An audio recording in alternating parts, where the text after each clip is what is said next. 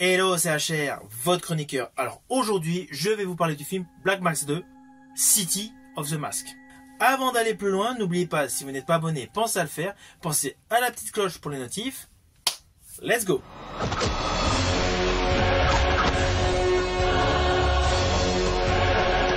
We will get revenge.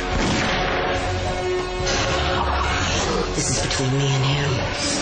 From the martial arts director of The Matrix and legendary master action stylist, director Choi Hawk. Terminal mutation in 44 hours and 7 minutes. You'll find. I am not a monster. Alors je vous le dis d'entrée de jeu, j'ai voulu voir ce film Black Mask 2 car j'avais vu le premier opus avec Jet Li. Honnêtement, ce second film est un nanar. Pourtant, c'est une réalisation de Chusark. Mais ce film est vraiment rigolo. C'est plus de la grosse comédie, matinée de combat et d'effets spéciaux. Naturellement, je vais vous dire ce qui ne va pas. Mais tout d'abord, voici l'histoire. Alors dans ce film, nous suivons un groupe de bioterroristes dirigé par Mr. King, qui projette de muter la race humaine grâce à une bombe ADN. Le justicier Black Mask doit ainsi intervenir afin d'éviter une catastrophe en mettant fin aux agissements d'un savant fou nommé Moloch, et bien évidemment de Mr. King, épaulé par une armée de catcheurs génétiquement modifiés. Alors sur le fond, l'histoire pouvait être cohérente, mais le problème, c'est le budget. On va pas se mentir, le principal problème de ce film, c'est le budget.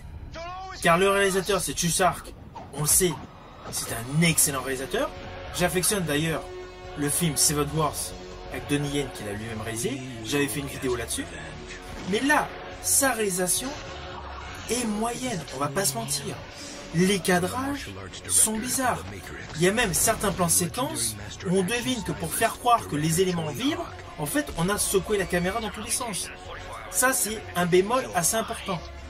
Bémol qui nous précise que le budget caméra a été limité. Néanmoins, je tiens à vous préciser, à la grande surprise générale, c'est que le film a un casting de folie. Dans le rôle du personnage du fameux savant fou Moloch, nous retrouvons Tobin Bell. Tobin Bell, l'impitoyable Jigsaw de la saga Saw. This is not retribution, it's a reawakening. Dans ce film, nous retrouvons un autre personnage affublé de jumelles en permanence en représentant ses yeux, enfin voilà, avec une dégaine assez particulière. Ce personnage, nommé Lang dans le film, est interprété par Scott Adkins. Scott Adkins, l'inoubliable Boyka, dans la saga Undisputed. Gentlemen, we have a spectacular show for you tonight. This is your one shot. You win. You're in the big leagues. I don't lose. Let's hear it for Yuri Boyka! Dans ce film, vous allez retrouver pléthore d'acteurs que vous avez vus sur le devant de la scène dans des films avec beaucoup plus de budget. C'est pour cela que ce film est assez hétéroclite. On a un côté casting avec de bons acteurs, on a un côté réalisation à la base sur le papier impeccable, c'est un maître de la réalisation. En plus, nous avons une production Made in HK, Made in USA, un côté SF, une histoire surfant sur les comic books, on va pas se mentir. Quand on regarde ce film, on pense aisément à la structure de Batman Forever, mais avec un côté potache, vraiment dans la lignée de Dick Tracy avec Warren Beatty et Al Pacino. D'ailleurs, tout ce qui est cadrage fait aisément penser à Dick Tracy. Le côté un peu ouf avec les masques, voilà, les visages complètement déformés, fait penser à Dick Tracy. Mais la différence, c'est que les effets spéciaux sont véritablement cheap. Et honnêtement, c'est à cause des effets spéciaux que ce film est un nanar. Nous avons une femme catcheuse qui, à la suite de mutations génétiques, devient légèrement invisible. Honnêtement, sa structure moléculaire qui nous est présentée avec un grand écran, voilà, dans le sang, etc., et puis son visage qui s'efface peu à peu, c'est super mal fait. Le personnage Iguane, qui se transforme donc en immense lézard, on voit que c'est des prothèses de latex de très moyenne qualité, avec de surcroît des effets numériques rajoutés dessus, complètement ratés. C'est vraiment le gros défaut de ce film, ce sont tout ce qui est effets spéciaux informatiques. Ils sont ratés. Ils sont de moyenne qualité. Quand quelqu'un tombe, on s'aperçoit que voilà, le plan il est mal foutu. Les effets spéciaux sont complètement loupés. À un moment, le personnage interprété par Scott Adkins passe sa main dans une statue. Honnêtement, ça fait rigoler. Ce plan séquence, il fait rire. Théoriquement, on est en train de voir un homme qui est en train de souffrir, qui va vouloir détruire donc le monde. Honnêtement, ça fait plus rire qu'autre chose. La femme médecin qui, à la suite d'un traumatisme, garde les bras à 90 degrés pendant quelques minutes. Voilà. Ce sont des petits détails scénaristiques. On se demande où est-ce qu'ils ont été les péchés. Alors pourquoi me direz-vous, j'ai voulu vous faire quand même une vidéo sur ce film? Tout simplement pour vous éviter d'aller le voir. Ce film a une particularité, c'est qu'il a un bon réalisateur qui a une très belle notoriété, Chusark. Il a un casting porté par Tobin Bell, qui joue d'ailleurs parfaitement son rôle de savant fou. Tout comme Scott Adkins, qui fait le personnage Lang, venu des tréfonds de l'enfer, enfin de ce qu'on veut, pour assassiner pas mal de personnes. Il le joue bien. Mais déjà, sa tenue ne colle pas du tout. Et en fait, c'est toute la direction artistique des acteurs ne colle pas, car le problème, c'est que beaucoup d'effets numériques de qualité médiocre ont été rajoutés à chaque séquence. On est très loin des CGI actuels.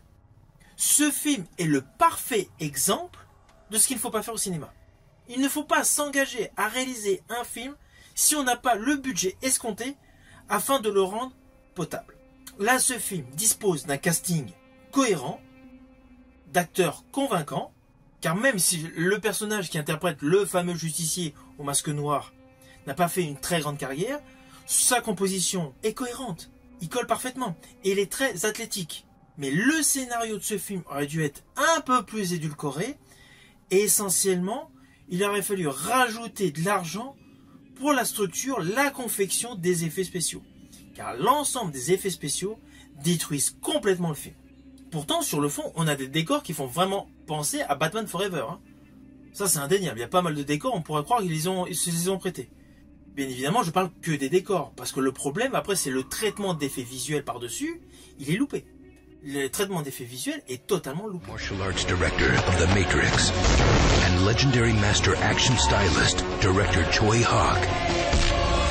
Terminal mutation in 44 hours and 7 minutes. You'll find. I am not a monster. Alors au final, naturellement, ce n'est pas du tout un film que je vous invite à découvrir. Par curiosité, si vous voulez voir Tobin Bell et Scott Adkins dans un film SF, film super-héros digne de DC Comics, oui, vous pouvez aller le voir. Mais ce film n'a vraiment aucun rapport avec le bon film Black Mask porté par Jet Li. Ce deuxième opus est un ratage complet. Je pense que c'est pour cela qu'il n'y a jamais eu de troisième opus. Si vous avez aimé ma vidéo, n'oubliez pas, petit pouce en haut, pensez au partage. Quant à moi, je vous dis à bientôt pour une prochaine vidéo.